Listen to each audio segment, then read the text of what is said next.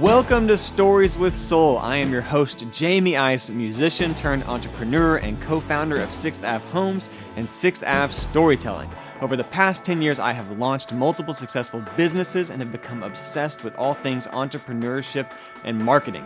I've been on a personal quest to unpack what it takes to make and grow a great brand. One thing that I've discovered is that stories are powerful and that storytelling has the power to set a brand apart. Join me as I dive into the stories of the heavy-hitting leaders, entrepreneurs, artists, and business owners in our community to hear their biggest wins, greatest losses, and their best business secrets. There's a story behind every great brand. Welcome to Stories with Soul. Stories with Soul is brought to you by 6th Ave Storytelling, an organic marketing company building standout brands on the foundation of story. We help small businesses grow by crafting and sharing their stories, because when small business thrives, cities and communities prosper. Stories with Soul is brought to you by the Fort Worth Business Press, your source for news and business information in and around Fort Worth. Sign up for the Business Press's twice daily newsletter or become an insider using the storytelling coupon code STORYTELLING10, all one word, to stay up to date with the people, companies, and issues that matter most to Fort Worth. Head to fortworthbusiness.com to subscribe. I am a huge fan of the Business Press. I've been a subscriber for years. It keeps me up to date with everything that is going on in Fort Worth. Love it. Go subscribe for the newsletter. You won't regret it.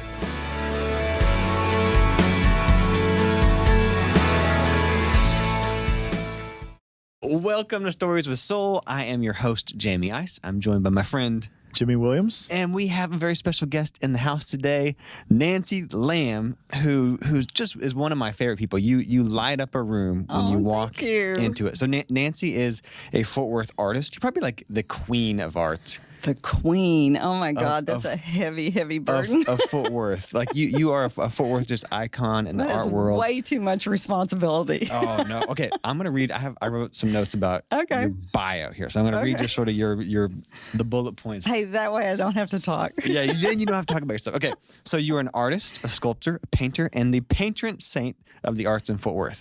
I read that in an article. The patron saint of Fort Worth. Somebody said that? Oh yeah. Oh, that's great. You studied at TCU. You have a 5-decade career, which is incredible. Wow.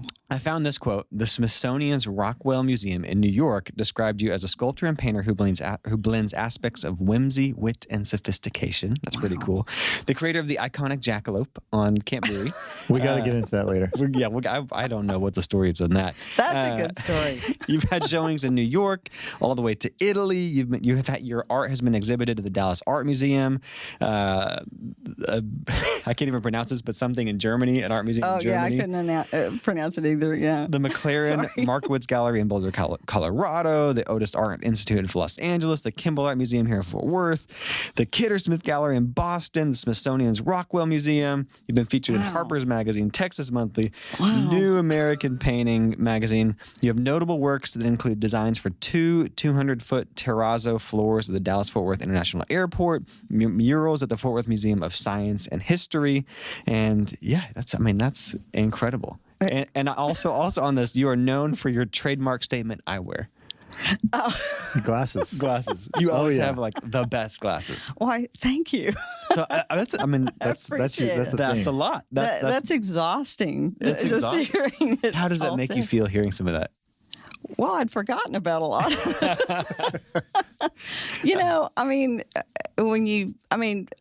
I'm happy that I've done that much, but like we were talking about in your head a little while ago, I always feel like I haven't done enough or I need to do more. But now feel that way? Now that you've read it all off to me, I may take a nap. You're like, I'm good now. So I'm good. Yeah. I was originally going to start us off a different way. Okay. But I'm pivoting here because when we got into the room, you just had us do this exercise. What was it called? The paving. Pre-paving. Pre-paving. Okay. So no one has ever done this before. When we sit down and we talk about and Nancy came in, she was talking with Jimmy and I, and you were like, do you mind if before we do this, can I pre-pave? And we were like, what does that mean? Can you explain, what we just did and what that means? Like, well, it's kind of a different way of saying you're just gearing yourself up for your day. You know, you bring to the party what you're going to get back. Do you understand that? Like the energy. It's whatever you put out, you're going to get back. And when you pre-pave, you're just being positive about it, and you're trying to put out there what you do want to happen. And you want all good things to happen to you. Everybody wants good things to happen to them. So we sat down, and you were like, "This is going to be the best podcast. People are going to listen to it. People are excited about it." It pumped me up. It put me in a very good place. Right, and made me right. feel.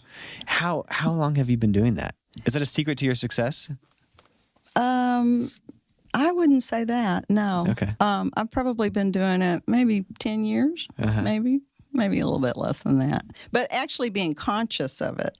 You know, you do some things consciously, and then other times you're just on rote. You know, you're just doing what you know how to do. And pre-paving is really actually being conscious about what's going to happen to you during your day and what you want to happen.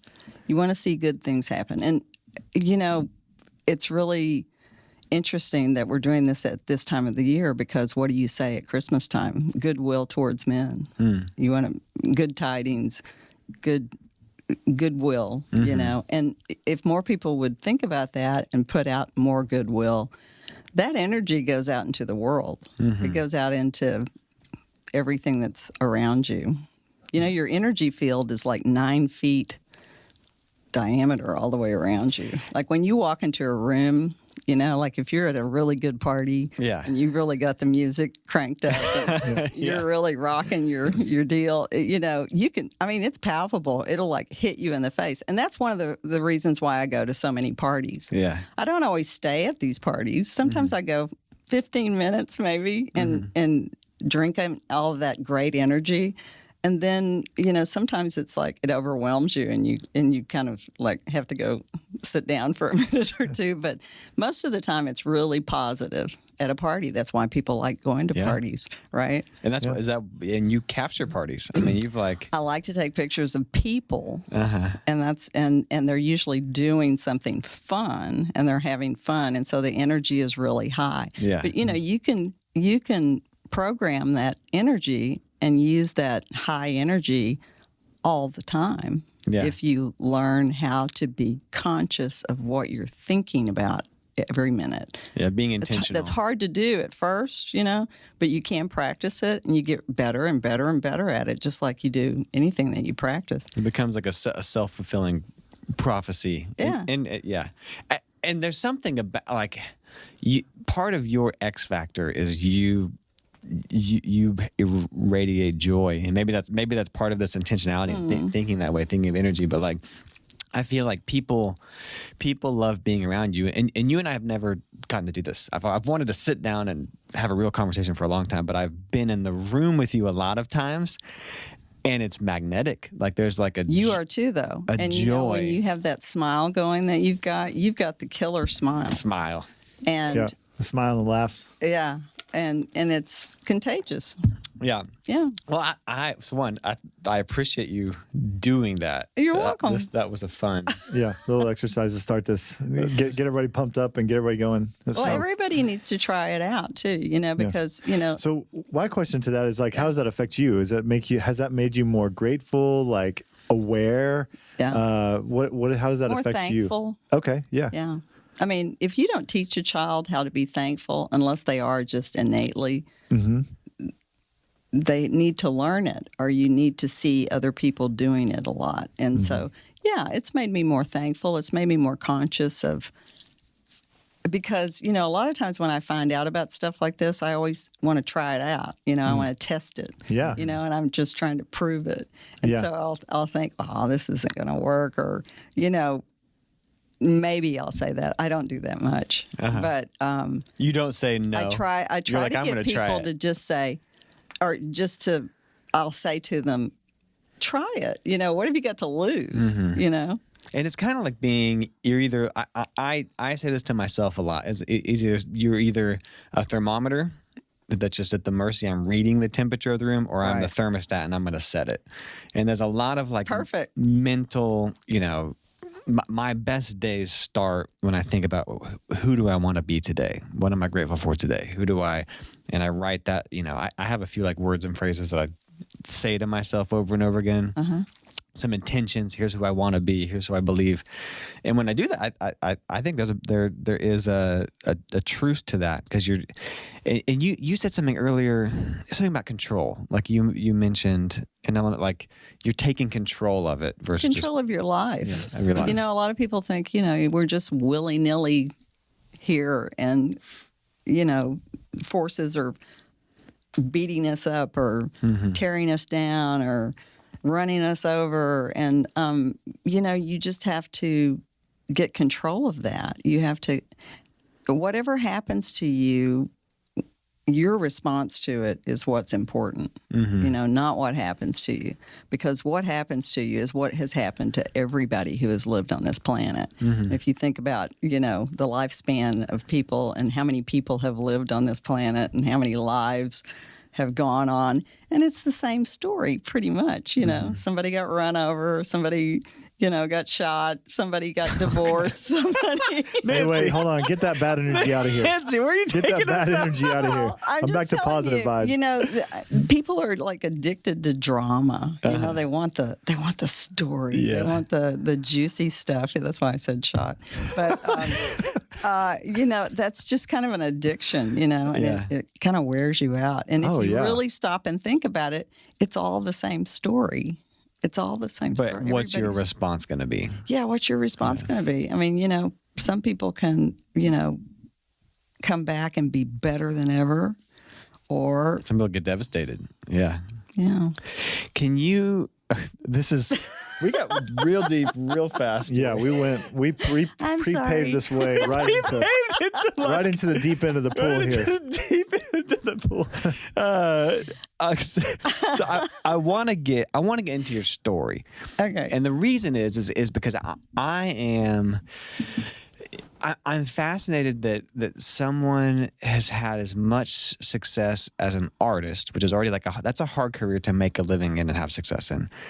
And couple that with an artist in Fort Worth, Cowtown, which is not, Fort Worth, when you think of like the art capitals of the world, it's not.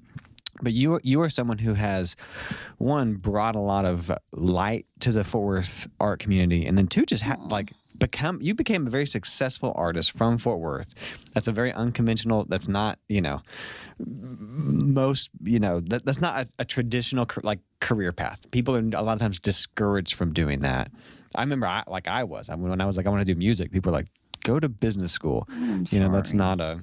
Yeah, but I did anyways. I was like, screw it, I'm gonna do this thing. Good for you. So I would love to how did you become Nancy Lamb, the Fort Worth? What was it? The patron saint of art in Fort Worth. Yeah. Can you take us back? Like, as a kid? Were you? Well, first of all, all those things that you just said. Yeah. All the hard stuff. I never believed any of that, because I always just thought, I was just. A lot of it was challenging myself. I wanted to see if I could do this or I could do that. And I was in a program at the Museum of Science and History for a long time called Experimental Art. And so we got to do everything. We did silk screening, we did clay, we did photography, we did jewelry making, we did painting and drawing and printmaking, and it just went on and on. And so I was always... So you said... I never believed any of that. So kind of like what you just said about things it being hard and you shouldn't do it. Nobody ever said that to me. For real? Well, if they did, I ignored them. I was going to say, I probably just didn't listen. Yeah. But this goes back to the pre-paving idea. You were like, maybe the attitude, the attitude and belief in yourself that this is. Well, I got really lucky. I mean, and. Oh, geez, you guys want to get really deep. Yeah, take us there. Let's do it. Come on. No, I People can't. want to know about it. I can't go. Okay, that's one of those things that I can't go to. Taking us to church right now. I do have to tell you that I had a lot of mentors in my life that were really great. My mother was really, she was a big deal in my life. And she was like general in the Army. You know, I did everything that she wanted me to do. And she realized that, you know, I could do all these things, you know, and I came from a really big family. I came from a musical family. Oh, really? And I really wanted to be a singer. This episode of Stories with Soul is brought to you by 6th Ave Storytelling. At 6th Ave Storytelling, we know that stories aren't just for bedtime, they're powerful marketing tools, and we've seen what they can do. Want to see for yourself? Download our free PDF, The Storytelling Pathway, on our website, 6avstorytelling.com. It's everything your business needs to be successful. This is what I've used to grow my businesses and hundreds of others. It's a strategy that has led to #1 albums, built large followings, and has helped generate millions of dollars in revenue, thousands of leads, and tons of traffic. I've seen client after client reach their goals, which is why I'm crazy excited to share it with you today. I'm offering this for free because it's my personal mission to support small business owners and entrepreneurs no matter where they are at on their journey. Because small businesses are the heartbeat of a city, and they really are what make it special. 6th Avenue Storytelling has helped brands across the country grow their business using these exact steps. Head to 6avstorytelling.com and download the Storytelling Pathway to get your step-by-step guide today. Stories with Soul is brought to you by Fort Worth Business Press. The Fort Worth Business Press has been instrumental for me as a business owner. They were actually the first publication to ever cover 6th Avenue Homes and also 6th Avenue Storytelling, which were huge wins for our companies. I also have been following along for years. I've been a subscriber. It has allowed me to keep up to date with everything that is happening in the business community and see what other business owners are doing and just stay involved in all sort of the economic development of what is happening in Fort Worth. If you are in any way involved in business, you should go subscribe and sign up for their publication, sign up for their twice daily newsletter, and they're actually offering a storytelling discount right now if you listen to the podcast. Become an insider using the storytelling code storytelling10, all one word, lowercase, to stay up to date with the people and companies and issues that matter most. Visit fortworthbusinesspress.com to sign up today. Okay. And I wanted to play the guitar. Are you from Fort Worth originally? I'm from Fort Worth. Okay. Yeah, I was born and raised here. Yeah. And how big was your family? There were 5 of us. Okay. And they were all, you know, just so talented, you know. And here, I was the 4th in the line, and I just wanted attention, you know, because my parents were so great, and they'd have these. Well, they don't call them hoedowns anymore, but they were hoedowns, you know. Back They in had the like day. country music? Yeah, Bob Wills, everything. Bob Wills. Oh, like and, Texas swing kind of stuff. My dad could play the violin. He played the piano. He played the guitar. He played the bass. He played all these things. And then my brothers had bands, you know. And so there was kind of bluegrass country. I had a cousin that did bluegrass. Yeah. So y'all had a hoedown. What? Well, the That hoedowns. sounds so fun. Do you know what a hoedown is? What? I mean, Well, I yeah. have this idea where you're like, then It's like the Foursquare thing. Remember you learned that in No, school. it's just like a party where everybody gets together and everybody in the room has a guitar in their hands. Okay. And so, sounds great. and when Daddy was teaching us all how to play, you know, he'd be up there playing, and you know, when the chord would change, he'd scream out the chord, G or D, go to E, and everybody would change. You know, it was hilarious. So it's like a huge jam session. Yeah, it's kind of like a jam session, but Yeah. it was family oriented. Yeah. And then, you know, my parents had all these friends would come, and people that would play music. Yeah. You know? And I remember they had this one guy. I don't even remember what his last name was either, but he was called Blue John from Nowhere. What a great name. And this was one of my dad's friends. And I remember he had this guitar case, and it this was back during the Sears and Roebuck days, right? And he had taken kind of like Paul's mother, who did these things.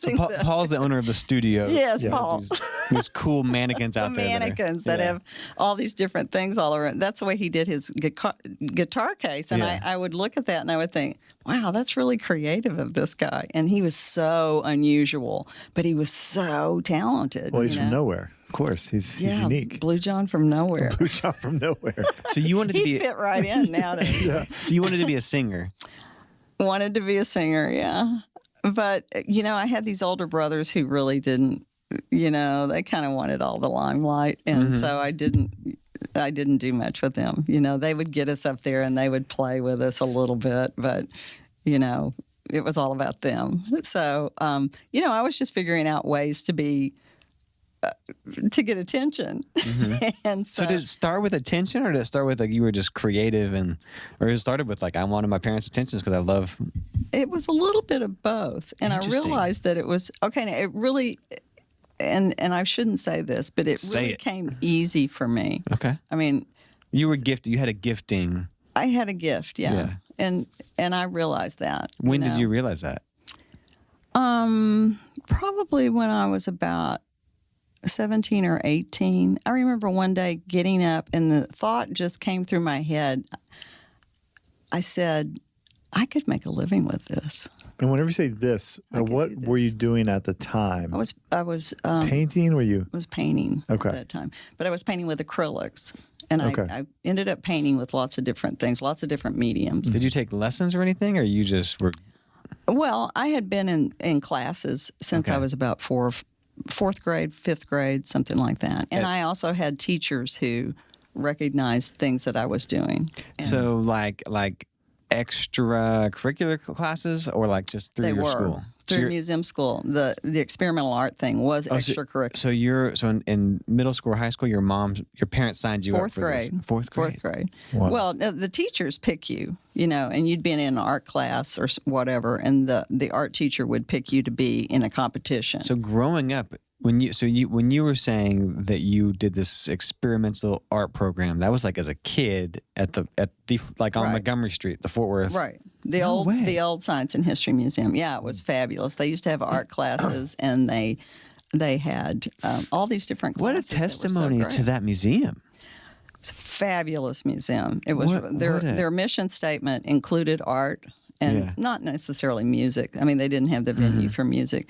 But, I mean, art and music has been proven over and over and over and over again that it is what we live for. Yeah. And it's what shapes culture. It shapes culture. It shapes cities. It shapes communities. It shapes everything. I mean, the minute the artists move in, it's the cool place to be, right? Yeah. And then the rent starts going up, and they can't afford it, and they have to move somewhere else. I mean, it happens every day, and why they don't put the dots connected on that is beyond me. So I went to museum school when I was a kid. Was I your teacher? I wonder if were you a teacher there? Did you take pottery classes? Maybe ceramics. I mean, it was like it was an elementary school, but I remember like. Oh, this was just at the museum where I taught. Yeah. No, I was in elementary school. Like in the summers, we would go to museum school, and you'd have to wait outside. Yeah, and the big metal turtle. Yeah, the big metal turtle. The big metal turtle. We climbed. But I also taught at maybe you were my teacher, and I taught at Trinity Valley for a while. So you were a teacher before you were a full-time artist? No, at the same time. Mm-hmm. I mean. Okay, so take me back. Now, my museum school classes were only every day during the summer. Okay. And during the rest of the year, it was only on Saturdays. Yeah. So I had a studio later on, like in, I think it was like 1995, they gave me a studio there. And so I had a studio there for about 10 years, I think. That probably would have been around that time. Yeah, how old are you? I don't even know. So I am. You're not even 40. 37. He's 37. But in the early mid 90s, that's when I would have been there. Well, okay, so I would have been there too. that's crazy. I stopped working there in 2004. So in my assumption, we're jumping ahead. I still want to go back a little bit to how you got. I just want to pause and we just found out the connection of you. This is your teacher. You were my museum school teacher. So I'm glad we waited. I love that. It was so pivotal. Like I still I became obsessed with just animals and science and like maybe it was great. Wasn't it? It was really good. So this great. may not be really helpful for the viewers out there, the audience, but Jay. Well, anyone who grew up in Fort Worth and who attended the Fort Worth Museum of Science and History remembers the museum because it was so fantastic. Yeah, I vividly remember it. Yeah. My assumption is that you did not have to teach because you were already like had success in? I kind of had to teach as a form of dharma or karma. I mean, I had that in me. You wanted, this was like I wanted to. You wanted to do it. It was so much fun. Okay. And I connected so well with the kids. And, when you teach, you usually end up learning more than you teach. But they really do take a lot from you, too. Talk about energy. Kids. Oh, man. Off the charts. Oh, yeah. I know, you have to sometimes good and sometimes bad. You have to be young to take care of kids. You have to have energy, too. So you felt like that was a way for you to like kind of give back and share and... Yeah, I don't think I ever consciously said that to myself. But the part about being an artist full time was never a problem for me because I actually said that to myself. I think I was at TCU on a regular basis by then. Teaching? No, going to TCU. Oh, you were going to TCU. Because you said at 18, you said you kind of said this is I'm talented at. I didn't say I was talented. Or you had a gifting. Sorry, this is a word. I always liked what I did. Yeah. But I don't think I ever said I'm so talented I can do this because sometimes talent doesn't always take you the full way. You've got to have a spark about you. You have to be self-motivated. Yeah. For one thing. And were you pretty self-motivated? Yeah, pretty much. Yeah, I'd really want to know what something was going to look like, and I'd be so excited about it. And it didn't always go over with the audience, but I always loved doing it. So were you? So one of the as a lot of art. Making paintings takes hours and hours. It does. Alone. It's like a marathon. Alone in your room by yourself, right? Like, did you like that? There's always 10,000 other people in my head, Okay. So there's always something else going on. But are you an introvert or an extrovert? Because well, funny you should ask. Because I think most of the time I'm really shy, and once I met my husband, we were out on the dance floor one night, and he was trying to take a selfie of us, and this was like 1997. Okay, right? This was like early selfies. Early selfies, and he had these long arms, and he had his camera up like this, and I thought, that's a really great idea what he's doing. And because I always wanted to, in my perspective paintings that I do, I always want to kind of study what's going on and kind of get down to the bottom of it, what's happening in this particular scene that I'm looking at that's so fascinating, what these people are doing. And he was using the camera angle that I really didn't realize that I wanted to discover, but he let me do that. He afforded me this opportunity of, wow, that's what I want to do. And so that's your signature. I mean, that's what you're when I got most a camera, known for. I mean, it really gave me a lot more confidence. And being married, gives you a lot more credibility as a woman too. I mean, what do you mean by that? What do I mean? Confidence by that? or credibility? He gave me a lot of credibility. Really? Yeah. Well, I mean, I was known as this little kind of fairy artist, kind of dinging my way through life. And he was this businessman, and I thought that people looked at me differently when I was married. Okay. And it gave me pause to think, well, I should have that by myself anyway. But I didn't really, and he kind of gave me that. Yeah, he brought. And I would say that's true. Like of my relationship, like she brings out a lot of things that I don't have. Like right, we're better together. Yeah, better together. That's right. Okay, so you we jumped ahead a lot, but one of the things I was going to ask you about is your signature style. I mean, you've done a lot of crazy stuff, like all sculptures and paint, like. All sorts of art, but what you are most well known for is sort of this perspective of kind of realistic art I don't even know, but it's that angle. You have like the signature secret Nancy Lamb. He kind of let me come into my own. But it came from that moment on the dance floor where you took a selfie. I thought so. Yeah. And you were like, I mean, that's it. I was already doing paintings like that. But when I realized that he could do that out in public, and I could get a lot more subject matter that way. Yeah. And a lot of times I paint really early in the morning. And it's hard to get somebody to come and sit for a painting at 3:00 in the morning. I don't know anybody who's going to do that. And I found that when I did paintings from life, I was always trying to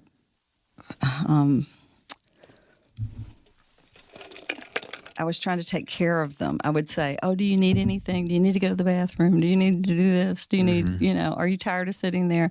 And then I would try to entertain them, and I couldn't get anything done. So it really works better for me to work from photographic material. So you go to events and things, take pictures, and then you're not creating in your head. They're like from actual. Oh no, I take a lot of those photographs and put them together and do different things to them. Because I have for those of people listening who don't. Who may be familiar with your art, but maybe not. I should have brought you a catalog so you could just held it up and shown everybody. That would have been cool. But sorry, but like if you've never been to a party with you, it's a very. I knew who you were. I knew your work. I'd never been around you until probably 2019. Then we were at a bunch of events. It was fun, wasn't it? But if you're at a party with Nancy, she's like you are like the fairy floating around. Everyone like loves and it's hugging and smiling and. This ball of energy. And then you also have this little point and shoot camera and she's arms in the air, constantly taking pictures, but like stealthy secret paparazzi pictures. Yeah. It's not like here, smile, pose. It's like you're constantly capturing these cool the human figure in ways that I couldn't always orchestrate, like in a studio like you have back here in the back. Mm-hmm. I couldn't say, "Oh, do this," or "Oh, do that." And a lot of times when you give art direction to people, they can't always give you what you want. They do weird things. They lose the humanity piece of it. Yeah, and they tighten up and they become, all serious and everything, and they don't want to look dumb. And I don't want to make anyone look bad if they don't want to look bad. But, different perspectives and from life drawings and, going to life drawing classes, it's grueling for a person to sit up there for an hour. Yeah. And so, I just want to make people relaxed, and I want them to be not uptight about what they're doing. You capture like these kind of candid moments. Yeah, that's the way. Isn't that the way you want life to be? So when painting to be? When did that become your thing? When were you starting? Well, that was actually before Bob. I was doing. I always gravitated towards doing figurative stuff, and but when he did that camera thing, that's when it really was just like the first selfie. Wow. It was, yeah. And I feel like I'm bringing the high energy back into the conversation here. But I feel like, a live painting, you don't have the energy, right? It's you do, when but you're sitting there for an hour. I mean, it's going to be gone, or you're going to lose some of that. Yeah. Versus a photograph, you're taking a moment that you can go and you can and you're there obviously taking that picture. And so you can feel that same feeling by that photograph and using that. Do you feel like that is does that help motivate you at all? Does that help you get through a painting or something exciting? Yeah, it's more exciting to me. Do you feel like you need to feel it in order to paint it? Is that something where it's I want to feel that energy to paint it? I'm or doing is it one right now that I really feel. I mean, I guess I do. I mean, I don't really think about it that much. The more I don't think about it, I think the better it turns out. Okay. I think that the gift and the energy comes through me when I'm doing something. And a lot of times, I'll see stuff that I've done and people will say, "Oh, I have one of your paintings." And I'll look at it and I'll think, I did that? Is because it's good or because it's bad? Because I wasn't there, I think, when I was doing it. I mean, no way. It was Well, I mean, It just pops out. yeah, I mean, the talent part I think kicks in, and you don't have to round that up, or you don't have to reel that in. Or, I use the analogy with songwriting sometimes. Okay. It just comes to you, doesn't the it? best ones Yeah. just happen. Yeah, And they you're pop into your head. You're like, I don't know where that came from, but I got to grab it before it goes Right. away. Well, it's that same thing that I'm talking about, energy, you know. Yeah. The ideas and the thoughts, they're out there. Yeah. And sometimes so- it just, God gives it to you or something like It just slams into you. slams right? into, and sometimes you try and you try and you try and it's terrible. And then that never works. It never works. But I can relate that feeling of not even remembering it, how that, like, the best songs we ever wrote almost weren't ours. It was kind of like this, I don't know, a gift that It's like that Paul McCartney story where he talks about waking up one day and he has yesterday in his man, head. yeah. And he asks everybody if that's something they know, and he doesn't know where it came from. He just dreamed it up. yeah. That's what everybody is doing. Everybody is dreaming up everything we do. They're not trucking stuff in from Mars. They're not trucking stuff in from, Pluto. Yeah. It's all happening right here. I don't even know how we got here. Yeah. How we, Well, we what are we stopped talking the story at 18. At 18. I was good at art. I would And- like to stop the story at Yeah, 18. we too. stopped the That'd be story at great. 18 where you're just about to graduate and go to TCU probably, I'm assuming. You at studied this art at moment? TCU? Well, I went there. I went to night school Okay. for two years during high school. Whoa, okay. And then when I got there for real during the real. day, it's really different during the day. At night, it was really cool, was it not as cool during the day? Okay. No, not really. Felt like school. Yeah, so that's when I realized, I should just be working. I should just be making stuff, I can do this. And whenever you say working, you just mean I'm going to, at this point, I'm going to paint and I'm going to sell it. I was also lucky that I had a lot of patrons. I had patrons who would call me up out of nowhere. I don't know where they came from. People would call me As an up. 18-year-old? Yeah. You had patrons patrons Yeah. meaning someone who wants to give you money to paint things. Yeah, they'd give me money. I mean, it was What? like, whoa. As 18, how does that happen? I don't know. Was your art on display somewhere? Well, I guess I've just always been really Explain this to me. Nancy, just come on. You got to. I've just always been gregarious, and I've always had people who Here's some money. well, no, I mean they notice what I do and they say, I want one of those, and I'd say, okay, and then Yeah. they'd write In me- high school. Yeah, That is so you were Was it like friends of your parents or like friends of friends or somehow they. well, my teachers were, Okay. and they're my big teachers. supporters. Okay, I had some great teachers. I had Yeah. Helen Silvestri was like number one to me. I mean, she knew everybody. She was fabulous. She taught at the museum also. Okay. She was on a lot of different boards in town. She worked with the opera. She did things for the symphony and, all those big things that need charitable contributions, and they have big balls and stuff. She would get all the kids in the class to help her do the decorations for these parties. Because okay.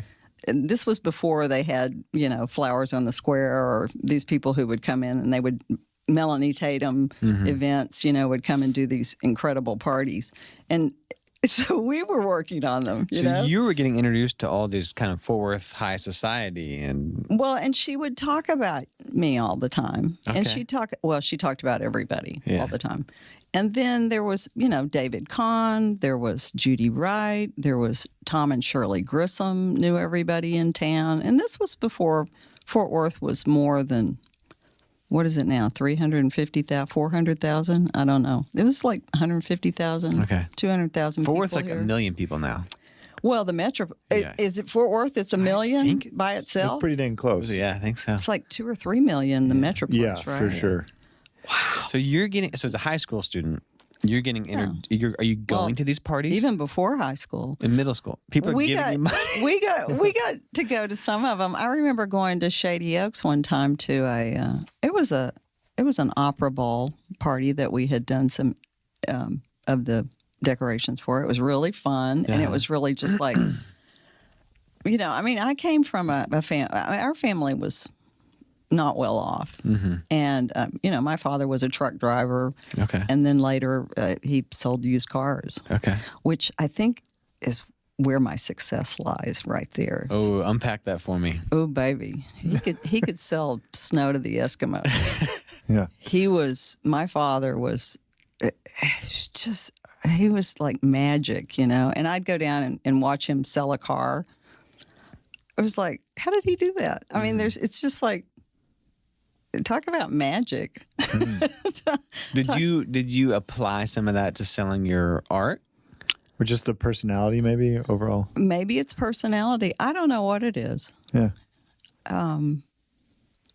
He had an incredible way with people. He loved people. I think and my mother did too. But you got to like people. You got to love people. You got to wish people well. You got to know that you're also the same as that other person. That's good. Some humility there, yeah. And so, anyway. So you go to TC. I do want to tell you one thing. One thing that I did when I said that, I thought that I could make a living at it. I told myself I always wanted it to be creative, whatever it was that I did. And so I did a lot of stuff that was really weird. I mean, just to experiment and see. Okay, like I did a headstone.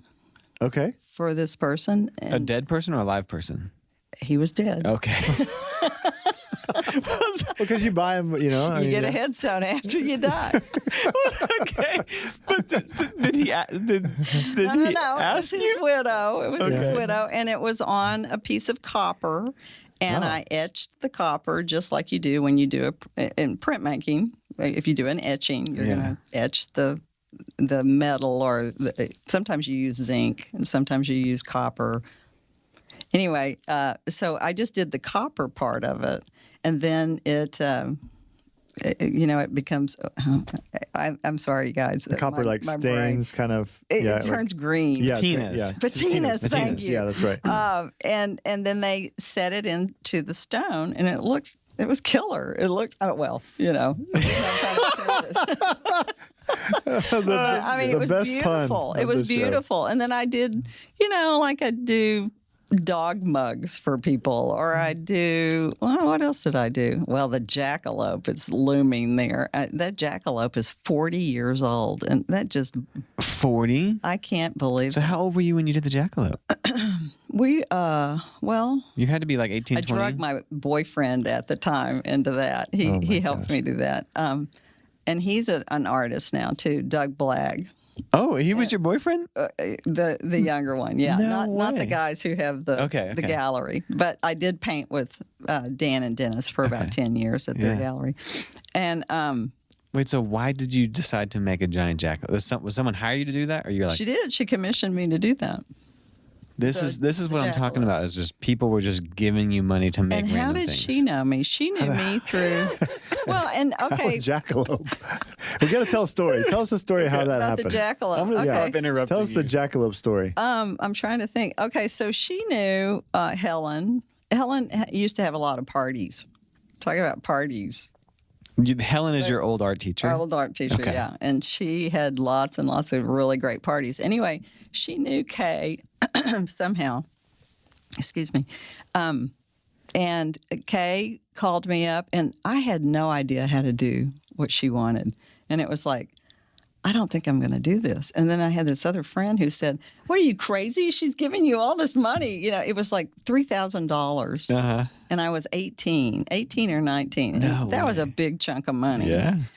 And she said, I want a jackalope. So my friend was the one that talked me into it. He said, just do it. Just do it. You can do it. And it was like, okay. So I figured out how to do it. And, I've always been able to sculpt because I taught I should probably back up and tell you that I started teaching really young.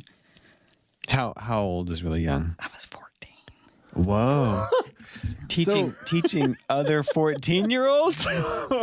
No, they were only like 6-year-olds by then. So it was like Teaching in a school? Where were you teaching? It was museum school. Oh, you were going to museum school and you So I started. didn't have to have a degree by then. Okay. So that's how I ended up It's like teaching as long violating as I did. child labor laws. No, I always looked older. I always looked like I was about 30, you know. As a 14-year-old? All right, guys, we're interrupting your podcast experience once again, I know. I'm sorry. but we are giving you something for free. So it's totally worth it. Yeah. We recently released a document called The Storytelling Pathway on our website. It is our playbook for success, for growing brands, for marketing. That's literally everything that we do at 6th Avenue Storytelling, and we want to share it with the world. We want to give it to you. So in addition to these nuggets that you're learning on this podcast, you can get our free playbook, free manual for how you grow your business from 6th Avenue 6th Ave Storytelling. Storytelling. Yeah, it's the That's right. storytelling, and it's really, really good. Where do you find it? It's 6thAvenueStorytelling.com. There you go. And it's good. Go get it. Go download it. I promise it's going to help your business.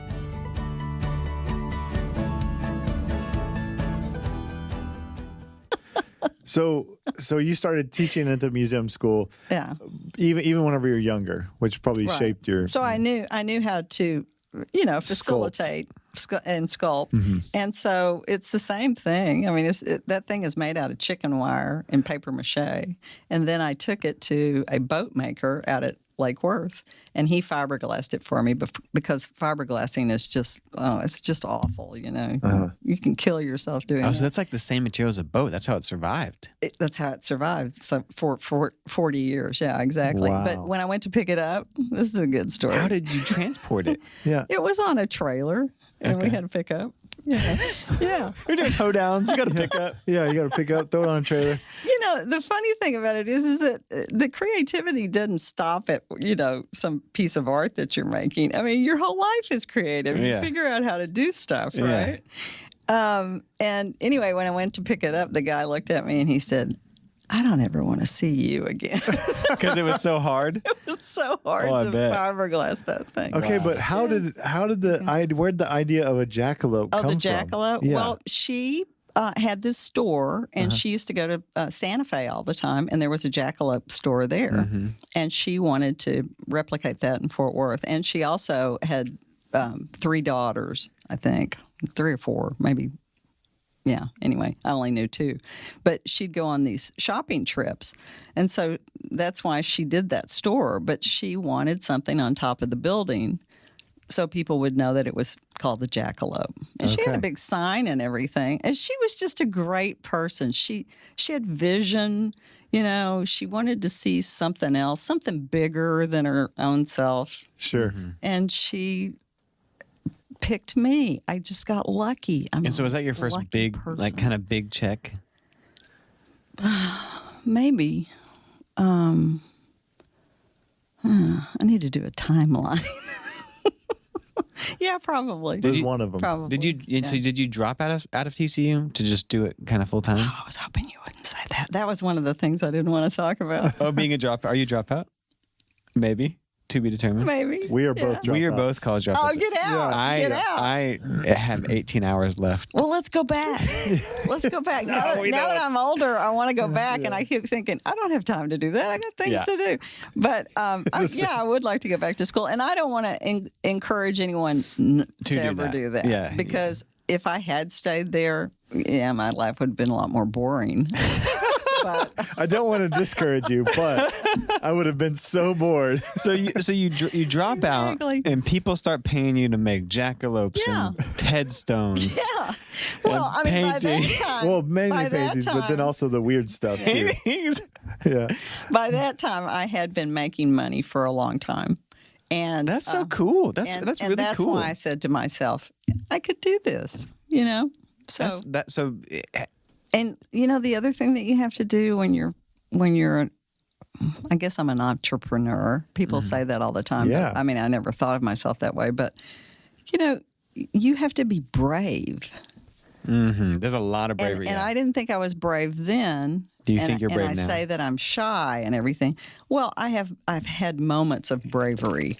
I'll put it that way. I mean, you have to just like, you have to stand up for yourself for one thing, and you have to just like get out there and do it. Can you give us some moments of bravery? Do you have any specific in mind when you say that? Bravery. Or standing up for yourself, or just thinking I can do it? Well, okay. So I think I'm brave when I keep my mouth shut. Oh, okay. I was not expecting that answer. Well, no, like if someone is trying to, like if you give someone a price on something and they don't want to pay that and they're trying to get a better deal because everybody wants a better deal. I'm not judging them about that. But, you know,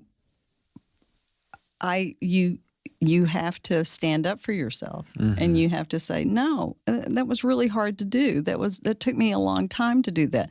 That's taken me my whole life to learn how to do that. And it's also an innate gift that I have that I don't know what the number is for that. Yeah. So, yeah, I'm just going to stand here and I'm not going to say anything. Take it or leave it. Take it or leave it. Yeah. And that's bravery, I think. It totally is. That's hard to do. That's hard to do. It was hard to do. And so there's a business element of this too. You're creative, but you're also not. I think you have to be. I think that people who say, "Oh, that put labels on things that label people, and they say, "Oh, I'm not going to work with that person because that's a certain kind of person." You just can't be that way in this world. You can't. You know, the judgment and all of that. I wish that would go away. Yeah. I don't know how to make that go away, but I wish it would go away. I'm putting it out there. I'm putting it Go out there. away. Go away. There you go. Is that the camera? Paved it. Is that? It's like We got all- 3 cameras. Oh God! They're all over us. Yeah. Okay. So, as you're going, okay, I feel like the bravery started whenever you said I'm like, Oh, I could do it. yeah, I can do it, right? I mean, did you feel like, do you look back on it and you're like, you know what, that is kind of brave that like right at that moment, but the way you're describing it doesn't seem like you felt that way. Well, Seems like it's I was just trying natural. to make up my mind whether I wanted to stay in school or not. Yeah. What did your family say?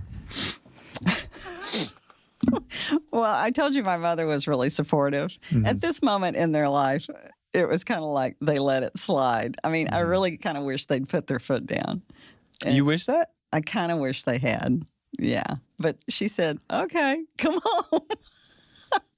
So they were there. So she was like, yeah, just go ahead and start painting, keep And on I doing will it. tell you another thing. You know, I did say that I could do this and I could make a living at it. I did have to move in with my parents about 4 times. Okay. That's good. I feel Those are like good that lessons. is an entrepreneur right there. You have to be a starving artist at some point. Oh my God! Well, I have never starved. Never. That's never been a problem of mine. Yeah. I've always had either people feeding me or figured out a way to But eat well. were there some times where it was really hard? Where it was like, this is hard? Oh man! Moving in with your parents, I'm assuming. Well, my parents were, you know, they were really creative and they were really smart, but they were uneducated. Mm-hmm. And they got married really young. And I don't know, you know, I think that in my life I've had a lot of help. Mm-hmm. I've had a lot of people step up to the plate for me. And that's really kind of what you need. You need help from people who will buoy you up when you're having a hard time. I was trying to think of a hard time that I had. I always want to spend more time on a piece, you know, because I feel like the more time you spend on a painting, the better it is or the more beautiful it is. And a lot of times I'd run out of time. That was always hard. Because there's a deadline for A it. deadline, yeah. Okay. And you have to be able to step up to a deadline too. You know. So explain to me how it works. Like, What? so is most of what you do? Someone says, "I want to commission you for a piece." Well, I mean, it kind of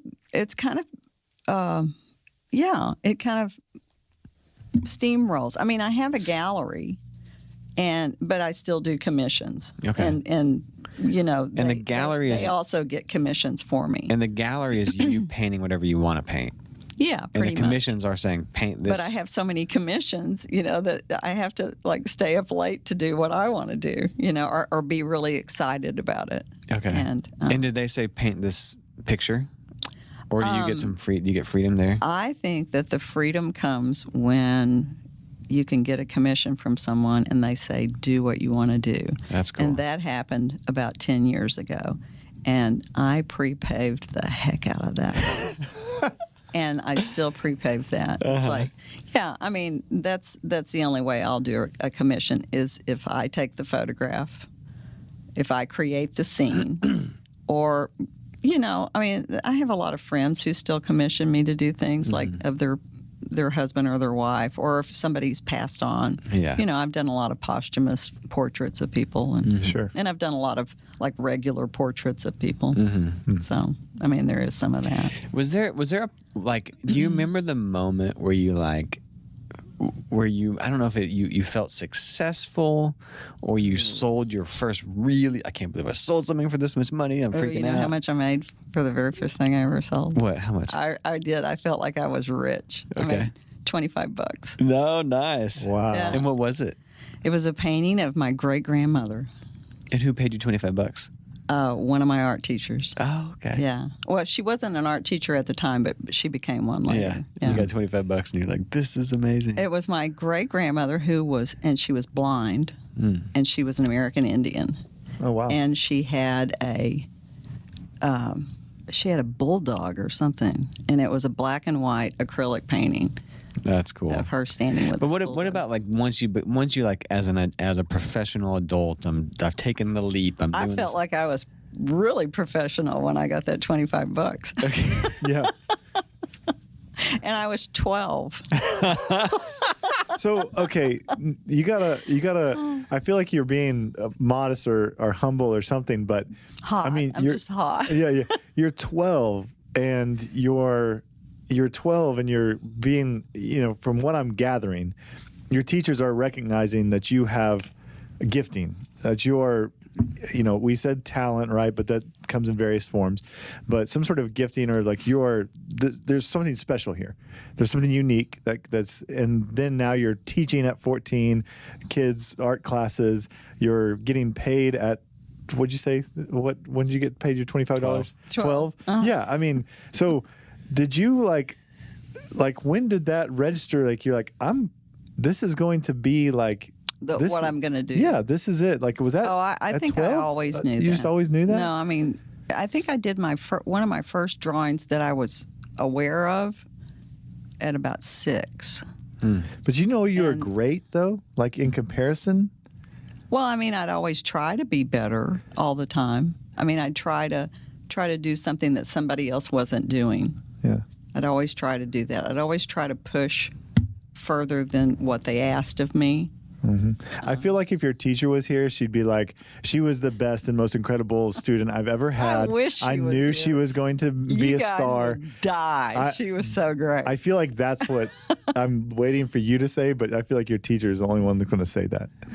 Where she's like, this girl was amazing. I knew she was going to make it. I knew she was going to be like incredible. Well, I can't say that about myself. Yes, you can. You can. You can. It's Well, it's a no, safe I- space. Well, you know We what? all know you're humble. Well, Yeah. but no, let me tell you this though. Okay, okay. All the kids that that what do they call me, the patron saint? Yeah, the patron saint. Yeah. These younger kids that are, well, I say younger kids. I mean, they're grown kids. Yeah. I mean, but the older you get, the younger everybody looks.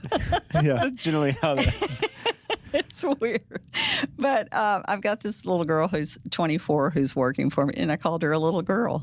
She'd kill me if I'd said that in front of her. Art Tooth, the Art Tooth people, yeah. like Ariel and Shasta and Amy, all those, they're kids to me. And I see what they're doing, and I love it because they're not sitting around waiting for somebody to say, "Oh, you guys are great." They're just doing it, and they are great, Creating their own that, opportunities. and that they know that they're great. I didn't have that when I was their age. I really kind of needed someone telling me that. And you kind of didn't get away with saying that back then either. It's much easier to say now, but you do have to remember that, you didn't create this. I mean, we're bigger than this body that we're in and where we are. This is we're just lucky to be here. And so, you have to kind of do the dance. I'm good. I'm okay. I'm going to get better. You always want to get Good. better. You always want to get better. You always want to challenge yourself. Yeah. Exactly. But I think part of that, like gratitude, like I'm lucky to be here, plays out into your art. Your art is very happy and vibrant and bright. And, Well, sometimes it's a little sarcastic. oh, really? Explain. It has been in the past. It can be like it can. But you were talking about my husband. I learned a lot from him too, because he was in Vietnam, Okay. and which is what eventually killed him. But he has a Purple Heart from being in Vietnam, and he would always say, "I'm just happy to be here." And Really? now I know exactly what he's talking about, and I kind of did then when I first knew him. And how'd y'all meet? I was on the board of this thing that we tried to start downtown called the Contemporary Art Center, and it was on 4th Street. It was right across the street from the Bass Hall. Okay. And it was kind of like Art Tooth, but we had a space. And I mean, we've always been trying to do all these things that you guys are doing now, and I was taking care of the volunteers, and I was trying to find volunteers. And I knew Bob's ex-wife because she worked at all the museums here. And she said, "I'll call Bob up. He likes to volunteer." And so I called him up, and he thought I was asking him out on a date. And I was just trying to get him down there to work, right? And so I didn't show up because I got a cold or something, and he called me up, and the rest is history. It was kind of love at first sight. Oh, that's It was really awesome. great. And he passed away in what year? 2013. 2013. And that, I'm assuming, 13's not a lucky number. no, I'm sure that rocked your It world. was oh man, it was really hard. And I kind of checked out for a while. Were you still creating and producing, or did you take a break? Oh or? God, yeah, I did. Like the year he died, I did maybe 500 watercolors. Whoa. Just like, it kind of saved me. And I always say art saves you, because it really does. I mean, you can go somewhere else when you're doing art, and you don't have to think about your problems. And that's kind of how I survived it, yeah. So. Yeah. Well, I appreciate you talking about that. Well, I don't know what else I can add to that. You can ask me anything. But I think the art as therapy, like helps. Yeah. It gets you. It's an outlet. It because some like just being able to express yourself. One of the things I'm trying to teach my kids right now. Me and Melissa have been talking a lot about just how do you create emotionally healthy kids, and it's like being able to express yourself. And art Right. gives you a vehicle to do that and have an outlet to do that and say those things. When so you were experimenting a lot in your early 20s, doing all sorts of different things, and can you talk like when did you like find your thing? This is what I really wanted to do. this is your voice. This is your look. Well, this I'm is your kind of vibe. still doing everything that I ever did. I mean, I'm still doing photography, and I'm doing watercolors, and But there's a very distinct like I could if I see a like the figurative stuff that I do. well, yeah, but even some of the stuff that's not that like. If you show me one of your paintings, I know it's yours. You recognize it more than I do. Yeah, maybe. But Yeah. there's a certain vibe. Can you talk about that vibe? Oh, a certain vibe. Well, I think Is there art terms to describe it? Well, okay, I would say you that describe I'm it? not there when I'm creating something, but there is part of me that's infused into that. Mm-hmm. Yeah, and I really knock myself out when I do a painting. I mean, What is that? What do you mean by that? Well, I mean, like you said, are they hard to do? They take a long time. You're by yourself. All of that is true. And I used to talk to my friend Dan Blagg about it all the time, and we'd say that it was like a marathon. I mean, you get to a certain point and you're sick of it, and you already know what it looks like, and you know what it's going to look like when it's finished. And it's like, well, I don't have to finish it then because I already know. Oh, that's funny. So you really have to push through that, and you have to stick with it until you're completely finished. And sometimes having a deadline really helps. How long does it take you to do a piece? It takes about a month to sometimes 6 weeks, and sometimes even longer than that. Are you that. working on it every day, or?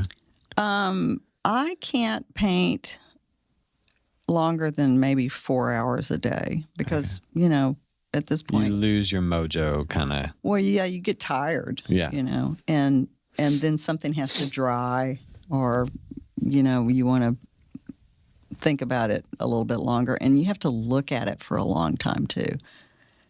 Looking at it is You're just sitting there staring at it. Yeah, you just stare at it and you think, okay, should that be there, or should that be bigger? Should that be yellow?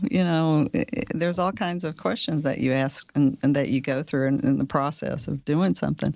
But when I say that I put a lot of hard work into it, I really try to do my best for a person. I mean, I really want to, like if I'm doing a commission for someone, I really want to please them. Mm-hmm.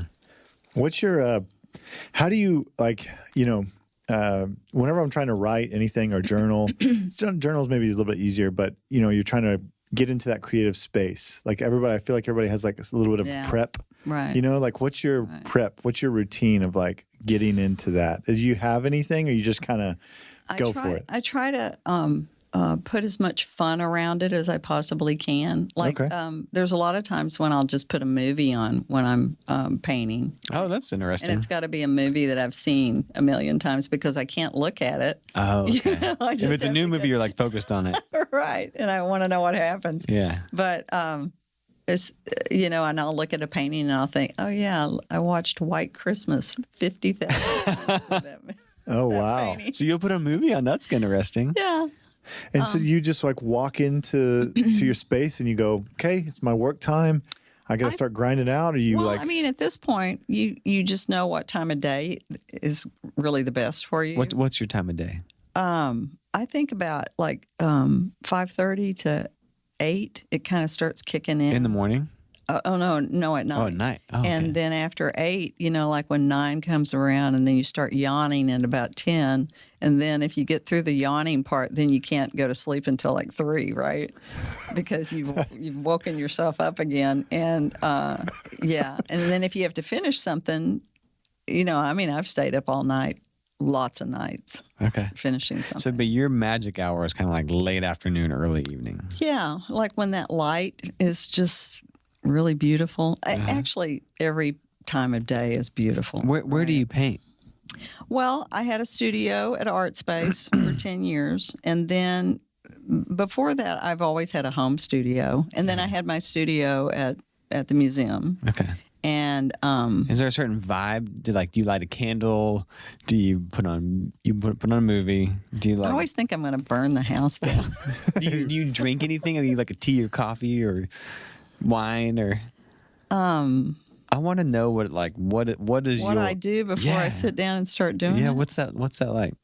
Well, I mean, when you do work for yourself and you kind of have a business going, like I told you about the emails that drive me crazy. You have to get an email sent back to somebody, and so you say, okay, I got to do that, and then you'll go and sit down and draw a little bit, and then you remember, oh, I got to go do this, and during the day, all the little stuff that you have to get done, like paying taxes and junk like that, you try to get all of that stuff out of the way so you can sit down and really concentrate and get in the headspace. Go forward. Uh-huh. That's true. Like I'm a fan of like batching things. It was interesting is a lot of people I know who are writers like to do it first, like before they get to the email. Like to write first? Yeah, right. I've or do heard something that. creative first. Somerset Mom would get up like 4 a.m. and he'd write before he'd start his day. A lot of them. But say you're like, I like to knock out my day and all the to-do lists and all that stuff, yeah. and then do get it. all the fun stuff done. Going to see. Well, I say that it's all fun, really. I mean, and I'm very. I know. Here's one of the things that I wanted to tell people. Okay. Like my teaching moment here. Like Sure. Younger. Yeah, give us some lessons. You were talking about younger Yeah. people and what would I say to younger people? Yeah. Know yourself.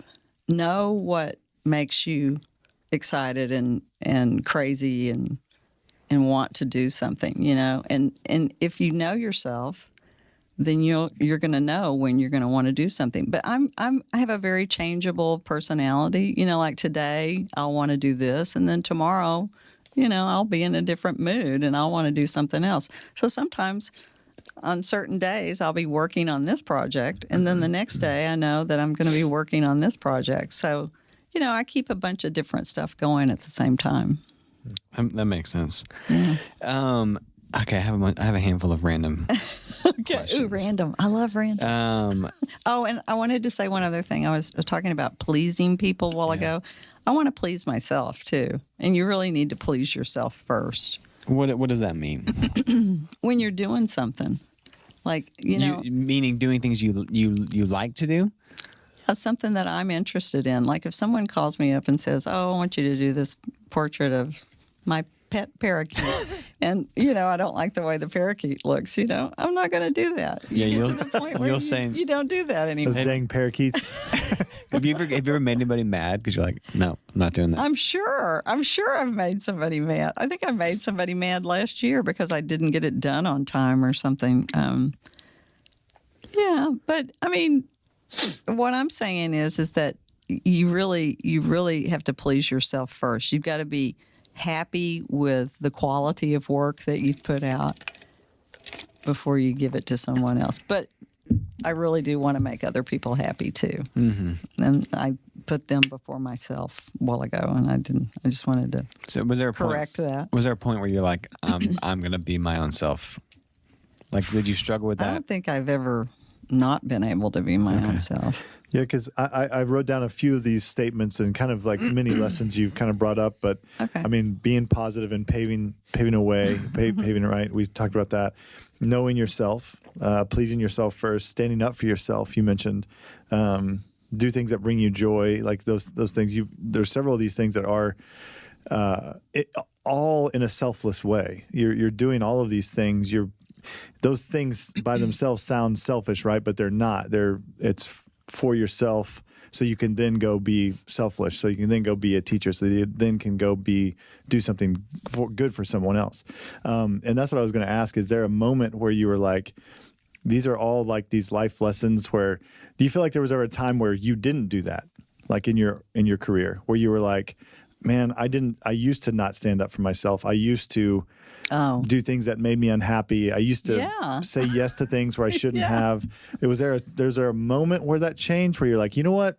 It's over. I'm not doing this anymore. I'm changing. Or was it just kind of a culmination and a growth over a season or a period of time? Well, that's the other thing about knowing yourself. I've had lots of different periods in my life where I've gone in different directions, or life will kind of move you into a different direction. And it's your response to that you've really got to pay attention to. So you feel like it was like a growth kind of over a long period of time. Mm-hmm. That's good.